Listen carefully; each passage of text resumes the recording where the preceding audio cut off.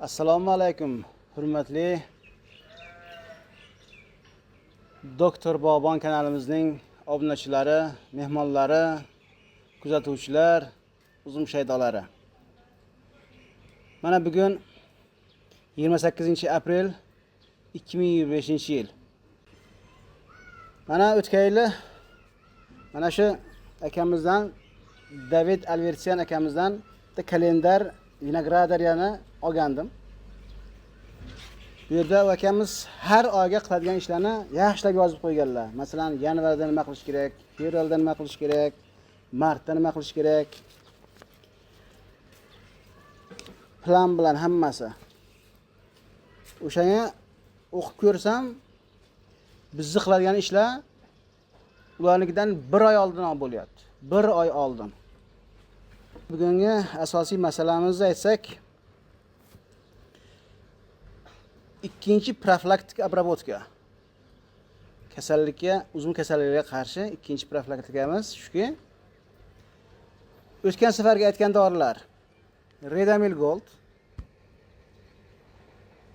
10 litr suvga 25 gram, Topaz bakalashkan ichida 10 litr suvga 4 gramdan B77 degan dorimiz 10 litr suvga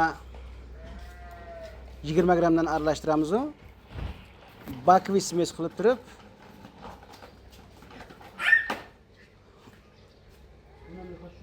uzumlarga sepamiz. Bu ikkinchi profilaktika обработкamiz shuki, oidum kasali, mildium kasali, antraknoz kasali, o'rgimchak pashsha degan tushadigan kasalliklar bor. O'shalarga qarshi kurash. Kasal bo'lgan yo'q uzumlarimiz bizda. Shu kasallik bo'lmasligi uchun oldini olish uchun profilaktika qilamiz akajonlar. Mana shular hammasini yana o'sha 10 litr suvga aralashtirib, bakvisimiz qilib, sepadigan apparatimiz akkumulyatorlik o'tgan safar ko'rsatganman. Shuni qo'yamiz. Kechki soat 5 dan keyin, yo bo'lmasa ertalab soat 5 lardan soat 6 largacha 1 soat 4:30 7 largacha sepsak bo'ladi. Bu ikkinchi profilaktika обработкamiz bo'ladi. Bundan tashqari xomtok masalasiga kelsak, uzum shunaqa narsaki, bir marta xomtok qilganingiz bilan shuni to'xtab qolmaydi. Yana o'sib ketaveradi. O'shaning uchun har kuni iloji bo'lsa, uzum bor joyda ekkan joylarimizni bunday tekshirib ko'rishimiz kerak. Nazardan o'tkazishimiz kerak. Qani barglari qaysi holatda? Mana bu uzumning naychalari qanday holatda? Gullashga yaqin kelib qoldi bizniki, mana xudo xolasa. Shu gullashdan oldin обязательно ikkinchi profilaktika обработкamizni qilamiz aytgan dorilar bilan. O'sha o'tgan safargi dorilar. Qo'shimcha yo'q, olinishi yo'q. Undan tashqari yana oralarida mana bu gumatdan bir sezonga 2 marta, 3 marta yana o'sha o'tgan aytilgan dozada sepib qo'yiladi. Endi men sizlarga bundan tashqari yana bir narsani ko'rsatmoqchiman.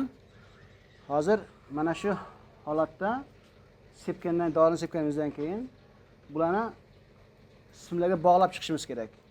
Agar mana bunaqa bog'imiz tikka bo'lsa, mana bunaqa holatda bo'lsa, tikka qilib bog'laymiz. Tepadagi bo'lsa, yotqizib bog'lashimiz kerak uzumlarni. Bog'lagandan keyin hozirgi gullashdan oldin обязательно mana shu chekanka deydi. Chekanka перед цветением deydi mana bu akamiz. David Alvertsian akamizdan ko'p narsani o'rganaman men. Shu akamiz aytganlarki, chekanka перед цветением degandilar. Shuni degani, shu gullashdan oldin chekanka qilib qo'ysak, mana shu quvvatlar hammasi uzumga kelib turib, uzum yaxshi katta bo'lib, yaxshi gullab, yaxshi changlanib, xudo xolasa yaxshi uzum bo'lib yetishadi. Endi navbatdagi ishimiz shuki, hozir men sizlarga uzumlarni mana bunaqa bog'lab turib, chekanka qilib qanday qilib turishni bir marta ko'rsatib bermoqchiman. Vaqtingizni olishni ko'p xohlamayman, ish qilamiz. Hurmatli uzum shaydolari, mana bu bizni charos uzumimiz 25 yillik. Har safar chiqqanda, ko'rganda ba'zi bir joylarni keraksiz barglarni olib tashlaymiz. Mana bu yerda xomtok qilib. Undan tashqari bog'laydigan vaqtimiz kelgan. Mana shuni shunday boylab, endi shamol bo'lib qolish xavfi bor-da endi bundan buyog'iga. Xudo har xil ob-havo o'zgarishlar bo'lishi mumkin, shamol bo'lishi mumkin. Ana shamol bo'lsa, mana ba'zi ko'kargan ko'k novdalarimiz qattiq shamolda sinib qoladi. O'shaning uchun shu sinishni oldini olish uchun, ham joylashtirish uzunlarimizni bog'laymiz. Mana bunaqa bitta qizimiz Rossiyadan tapina jo'natyaptilar. İşiniz oson bo'lsin deb. Ana shu bilan shunday bog'laymiz mana bunday qilib. Mana barglarni olamiz, keraksiz barglarni. Bundan keyin bog'laganimizdan keyin mana bu yerda uchini chekanka qilamiz. Shunday ozginasini shuni olib tashlaymiz akalar. Qo'l bilan olsak ham bo'ladi. Endi haligi qaychi bilan olaymiz desak, o'zi qo'limizda boshqa narsa bor. Buni qildik. Mana bunaqa osilganlarni bunday to'g'rilab turib,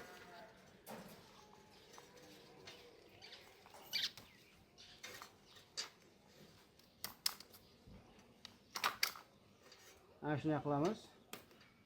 Orqadagi barglarni tashlaymiz.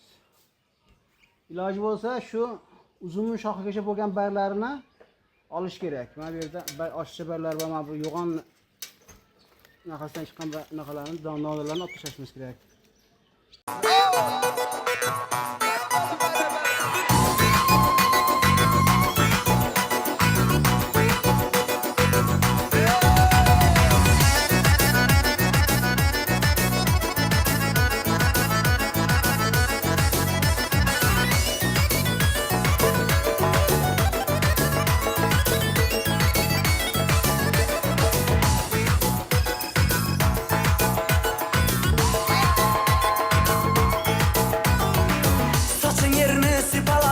Çırayın aklım alar, seni uçuratsam gülüm, halavetim yokalar.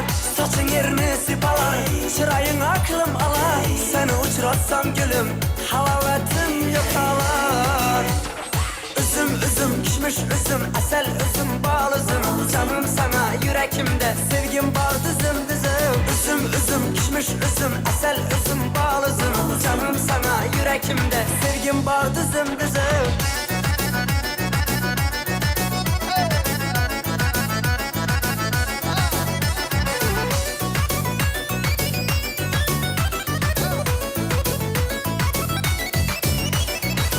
Görünüşün çekmez, ayağım sana değemez. Kaysarlıkta, şoklukta, sayam sana değemez. Görünüşün çekmez, ayağım sana değemez. Kaysarlıkta, şoklukta, sayam sana değemez.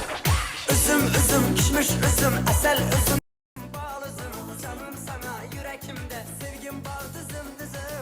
Üzüm, kişmiş.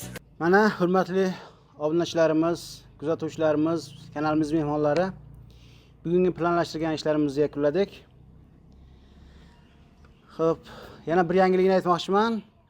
Bugungi 28-aprelga bizning Doktor Bog'bonning obunachilarining soni 999 taga yetdi.